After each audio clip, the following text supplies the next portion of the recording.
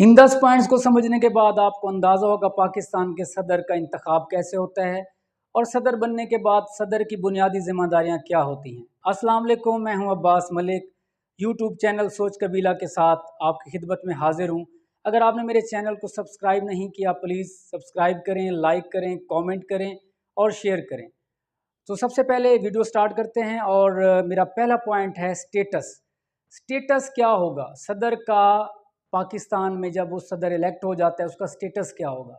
President will be working as head of state, यानी कि वो रियासत का सरबराह के तौर पे, और पाकिस्तान की जितनी तीनों अफवाज हैं, बरी है, बहरी है, बाकी जो है फ़िज़ाया है, इन तीनों के चीफ़ को बुला के किसी भी मैटर पे मीटिंग भी कर सकता है और बाकी भी इस तरह के इख्तियारात हैं उसके, वो आगे मैं आपको चल के बताऊंगा। आपने वीडियो को स्किप नहीं करना ताकि आपको पूरी पिक्चर क्लियर हो जाए। दूसरा पॉइंट है एज।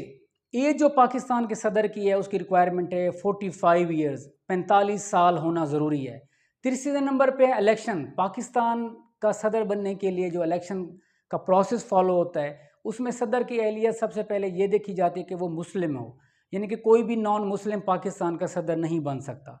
इसके अलावा इलेक्शन का जो तरीक़ेकार है, जो इसका इलेक्टोरल कॉलेज है, वो है members of the national assembly, member of the senate और member of the provincial assemblies, यानी कि सूबाई असम्बलियों के मेंबरान, सेनेट के मेंबरान और इसके यानी कि सैनिटर्स और कौमी असम्बली के मेंबरान, कौमी असम्बली के मेंबर हैं। तो ये सारे लोग मिल के सदर को वोट देते हैं। आप और मैं डायरेक्ट वोट नहीं दे सकते। आप और मैं डायरेक्ट वोट देते हैं, हमारी जब 18 साल एज हो जाती है तो हम अपना MP या MNA मुंतखब करते हैं और वो MP या MNA जाके फिर सदर को इलेक्ट करते हैं। वो फिर बाद में उसका इलेक्शन होता है। ओथ जो है, ओथ इसका सदर का लेता है पाकिस्तान का चीफ जस्टिस।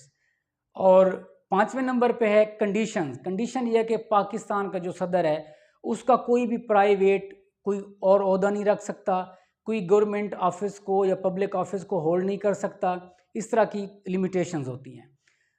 6ठे नंबर पे टर्म कितना होगी, पाकिस्तान का सदर कितने अरसे के लिए चुना जाता है?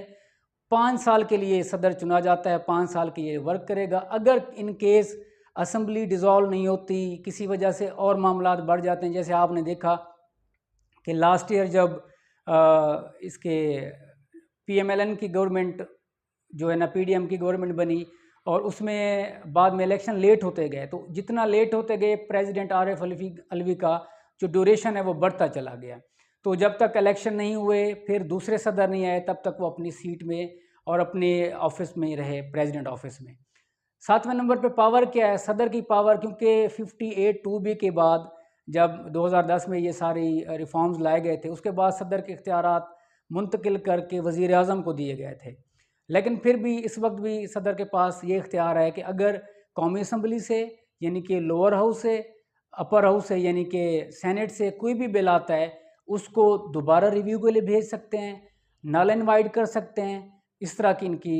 इसके अलावा जो कोई जॉइंट सेशन बुलाना हो इमरजेंसी केस में वो कर सकते हैं। इसके अलावा प्रेसिडेंशियल ऑर्डिनेंस इसे कहते हैं, प्रेसिडेंशियल ऑर्डिनेंस भी इशू कर सकते हैं। उसकी फिर 120 डेज़ उसकी टाइम लिमिट होती है। अगर 120 दिन के अंदर दोबारा उस पर लेजिस्लेशन हो जाए तो वो फिर एक्सपायर यानी कि एक्सपायर होने से पहले उस पर दोबारा लेजिस्लेशन करना ज़रूरी है, नहीं तो वो 120 दिन के बाद खुद ब खुद प्रेसिडेंशियल ऑर्डर उड़ जाता है।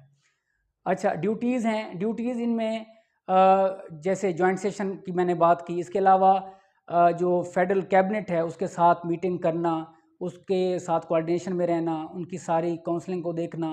इसके अलावा जो टू बी केप्ट इन्फॉर्म, ये भी कॉन्स्टिट्यूशन में लिखा हुआ है कि सदर को जितने भी रियासती इदारे हैं या चाहे पार्लिमान है या चाहे अदलिया है, ये तमाम मैटर सदर के साथ डिस्कस होते रहते हैं। आप देखते हैं कभी चीफ जस्टिस, कभी चीफ ऑफ आर्मी स्टाफ, कभी चीफ ऑफ नेवल स्टाफ, कभी वज़ीर आज़म, ये जाके सदर से मुलाकात करते हैं। और सदर का बुनियादी हक है कि उसको हर तरह की इंफॉर्मेशन से अपडेट रखा जाए। रिमूवल जो है इसका 9वें नंबर पे आते हैं। 9th पे रिमूवल ये है कि अगर इन केस सदर पे कोई करप्शन का चार्जेस हैं, सदर पे कोई और तरह की कोई भी लीगल उस पर कोई चार्ज लग गया है तो वो उस पर कौमी असम्बली भी एक जो है ना तहरीक जमा करा सकती है। उसके लिए आपको कौमी असम्बली में 50% वोट लेना होते हैं। अगर 50% मेजोरिटी आपको कह दे कि सदर पे अदम एतमाद कर दे तो वो सदर को नायल कर दिया जाता है या सदर को रिमूव कर दिया जाता है। आखिरी पॉइंट है बेनिफिट्स की बात करते हैं। बेनिफिट्स में सदर की जो इस वक्त सैलरी है वो 8,96,500 के करीब है। तो ये जो सैलरी है वो तकरीबन सैलरी के अलावा फिर इनके पर्क्स एंड प्रिविलेजेस होते हैं, फिर जब रिटायरमेंट होती है इनको घर भी मिलता है, और ड्यूरिंग प्रेसिडेंशियल पीरियड ये किसी भी मुल्क में जाते हैं फैमिली के साथ जाते हैं, इनको ट्रैवल इनका फ्री होता है। इनके साथ इनके 3 मुलाजिम इनको ऑफिशियली अलाउ होते हैं घर के लिए। तो इस तरह के बाकी भी मामलात होते हैं। बाकी इस तरह की वीडियो आपको अगर अच्छी लग रही हैं तो आप प्लीज़ कमेंट में अपनी राय ज़रूर दें।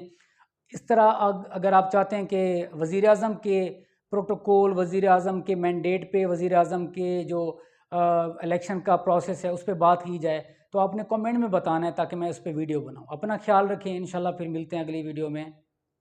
अल्लाह हाफ़िज़।